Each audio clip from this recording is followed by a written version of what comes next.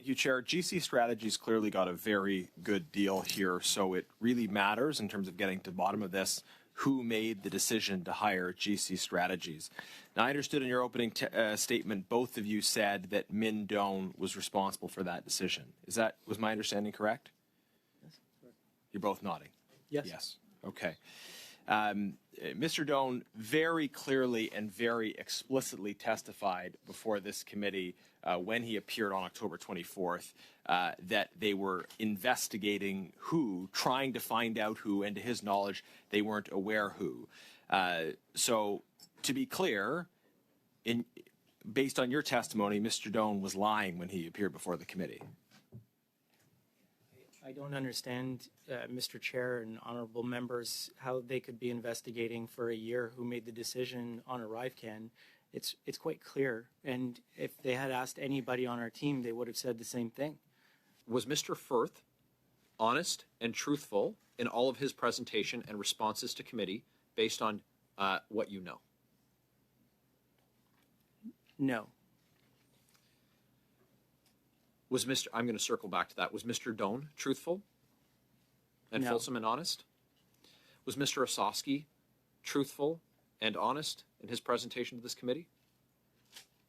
I couldn't say more than I don't know that he really represented or stuck up for the people that I would have expected him to. Was Ms. O'Gorman truthful and fulsome and honest?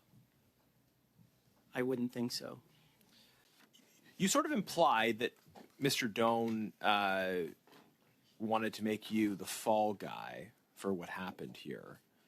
Would that be a correct interpretation of your version of events? That he made a decision and that someone somewhere decided that you two were going to be the ones made to wear this, and therefore not supported by the department and made to appear responsible for the decision. Is that your version of events?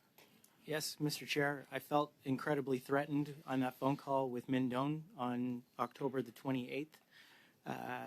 I talked to my old supervisor and then my boss on Monday and Tuesday morning following that. I think Mr. Utano can tell you that he had a very similar experience with Mr. Doan as well. So you had also referred to a conversation that was relayed to you, and maybe it was the same one, in which it was reported that Minister Menino wanted someone's head on a plate. Can you just explain further why and for what and whose head he wanted? That was my discussion, and that was the day that Menino threatened me. The discussion started off with Menino telling me that within the CBSA there was a lot of work going on to prepare for OGO. This is almost a year ago, yeah. And I believe Mr. Menino was not happy. Mr. Menino wasn't there when ArriveCan kicked off and when all of this was going on, but there was a lot of news about ArriveCan. Min was worried that either he or Jonathan Moore were going to get fired, so he was talking about somebody's head on a platter. And he said because Jonathan Moore had made a whole bunch of mistakes from an accounting perspective, talking about how much ArriveCan costs, it could go his way or it could go Mr. Doan's way because Mr. Doan was the CIO at the time.